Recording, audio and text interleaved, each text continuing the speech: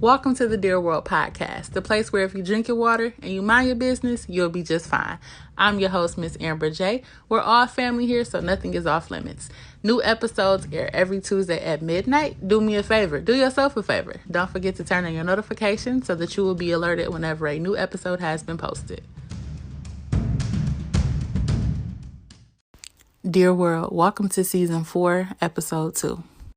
All right, y'all, raise your hand if you watch Self-Made, inspired by the life of Madam C.J. Walker on Netflix. So if you didn't raise your hand, I need you to get it together, go log into your Netflix account or borrow somebody's Netflix account and check it out. When I tell y'all I've wanted to record this episode for a really long time, but I couldn't figure out how to formulate my thoughts. And I actually didn't figure out how to formulate my thoughts until after watching this series. So again, I don't want to ruin the series, but I do have to reference two scenes from it. The first being when Addie told Sarah that she didn't have the right look, she couldn't sell her products. And I drew my own conclusion. She was saying that because Sarah was a darker skinned woman and also she was heavyset. Then the second scene, Addie is on the phone with her mother, and her mother is like, I need more money this month, whoop-de-whoop-whoop. And Addie's like, sis, I don't have it. And her mother's like, I'm not worried because I know you'll be okay with that light skin and that pretty hair. Again, my assumption, I'm assuming that Addie is a product of her mother and her mother's slave owner. And in that scene, you could tell that Addie's mother spoke highly of her simply because she was light-skinned and because she did have long, pretty hair. Those scenes were the motivation that I needed to execute this episode. I want to talk about animosity amongst women, but specifically women in the Black community.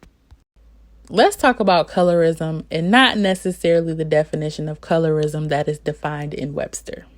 Some of you might not know who Alice Walker is. She's an American novelist. She's a poet. She's an activist. And she also is the woman who wrote The Color Purple, y'all. Hey, you. Are you looking to make a podcast but don't know how to get started? Anchor is the easiest way. First and foremost, my favorite part is free 99. That's right. It's free. There are creation tools that allow you to record and edit your podcast right from your phone or PC so that it sounds great. Anchor will even distribute your podcast for you so it can be heard on Spotify, Apple Podcasts, and many more. You can make money from your podcast with no minimum listenership.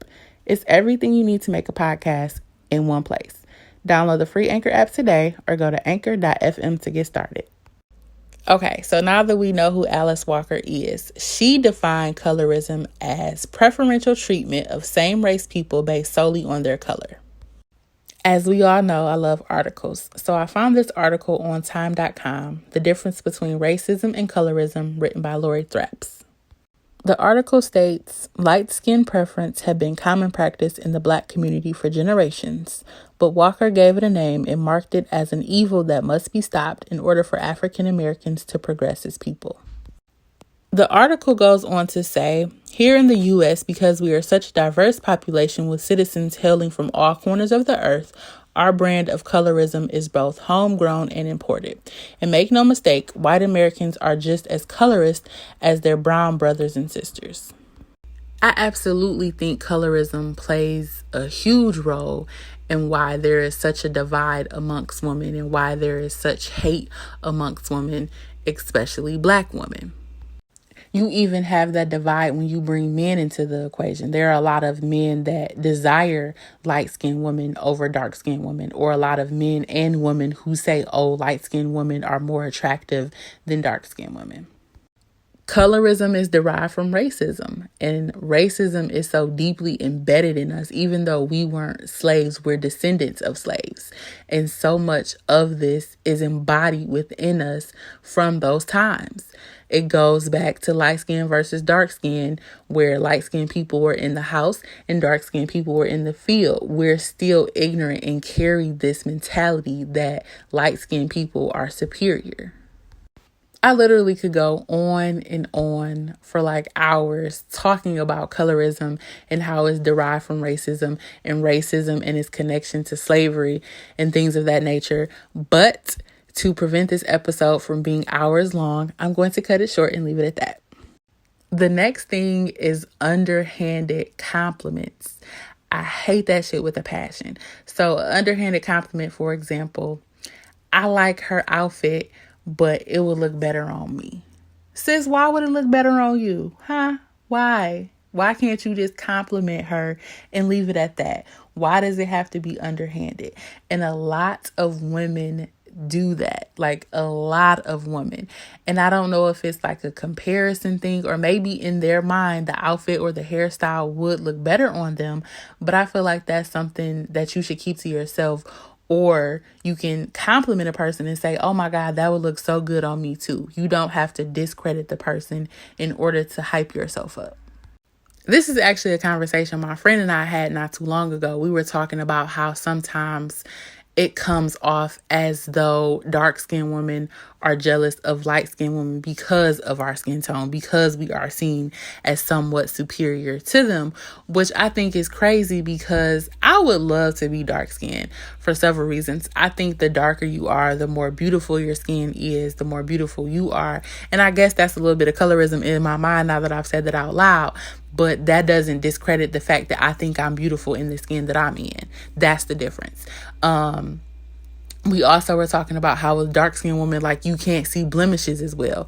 Like on my face, I have really light skin. So anytime I get a bump, my chin is scarred up, that is very visible. Things like that. Anytime my mustache starts to get a little heavy, you can see it clearly.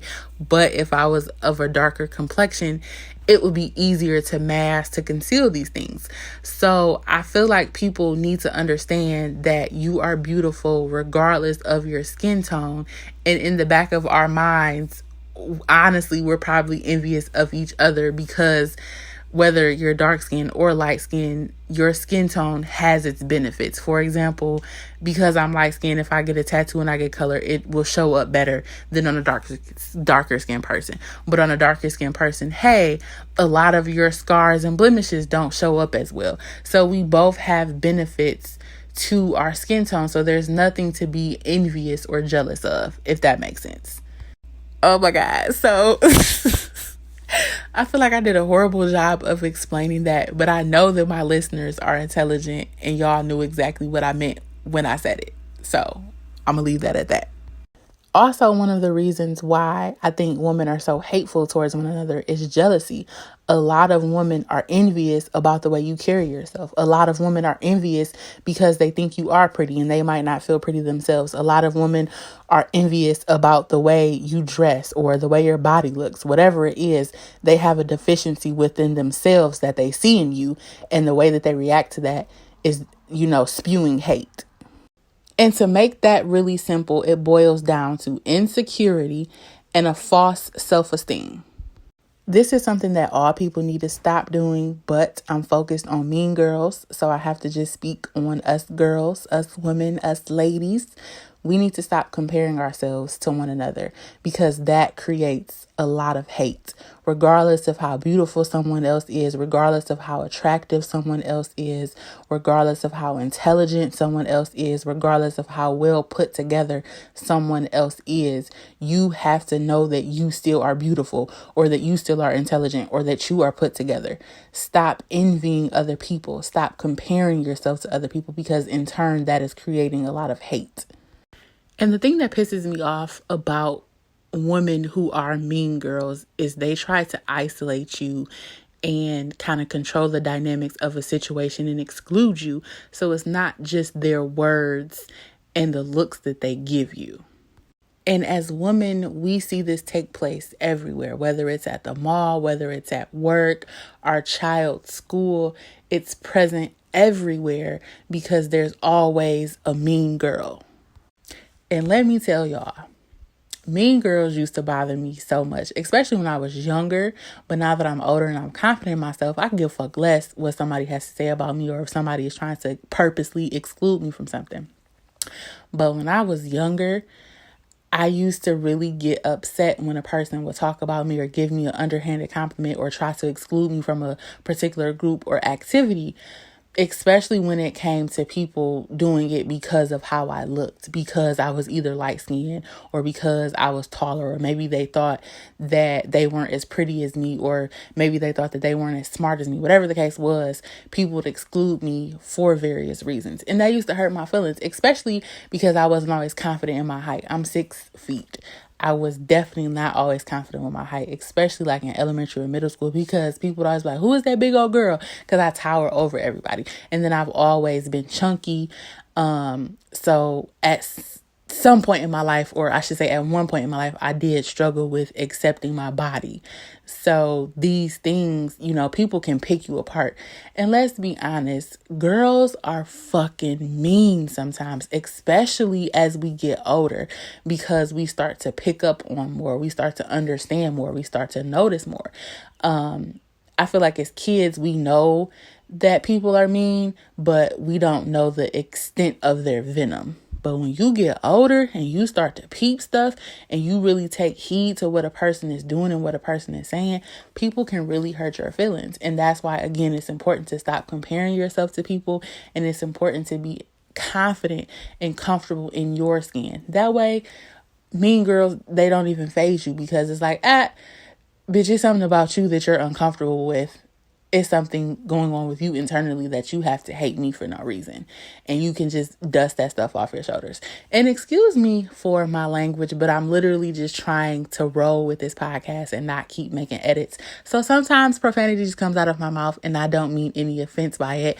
I think all women are queens. Even if you are one of these queens, that's a hater. Another reason why women are mean or labeled as mean girls is because they're actually unaware to how they act. Some people are literally just ignorant to the way that they behave or the way that they come off to other people. So they might be a mean girl to you, but they're actually not purposely being malicious. And sometimes being a mean girl is just about having power, especially when we talk about women being in numbers or in groups. Let's take the movie Meangirls, for example. You had Regina, you had Karen, and you had Gretchen. They were all mean girls. Regina was the leader of the group. She kind of told the other girls that they were stupid when they were fat. She told the girls when they could be a part of the group, when they couldn't be a part of the group. Again, that exclusion, that isolation, the ugly looks, the mean words, right? Then you had Katie, who wasn't a mean girl at all until she joined the group and tried to be the leader of the group. She wanted to be the prettiest. She wanted to be the most intelligent one. She wanted to be the most attractive one. She wanted the jock. So putting herself in that group to gain that position of power made her a mean girl. She started to isolate her friends. She started to do things outside of her character. And for what? All because she wanted that position of power of being the leader of that group. And these same type of situations and scenarios happen in the real world amongst women.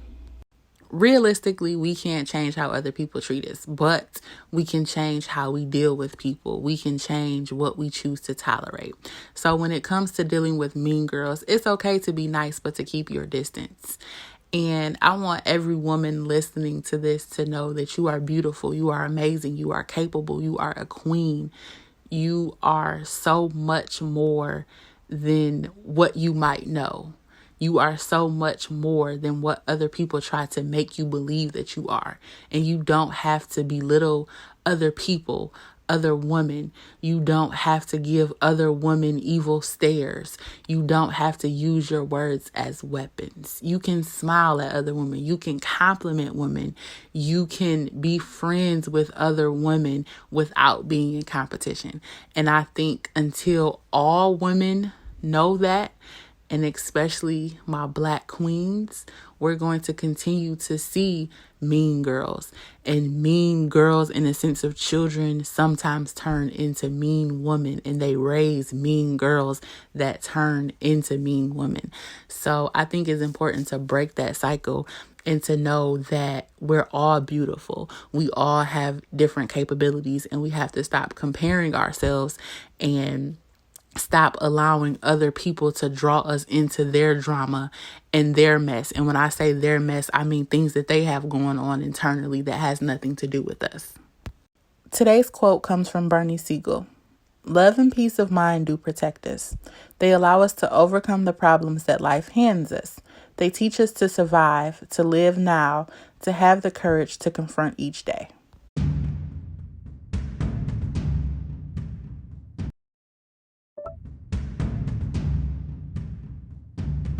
Thank you for tuning in to this week's episode of Dear World. Again, I'm your host, Ms. Amber J. If you enjoyed your listening experience, don't forget to rate this podcast and share it with your family and friends. As always, drink your water, mind your business.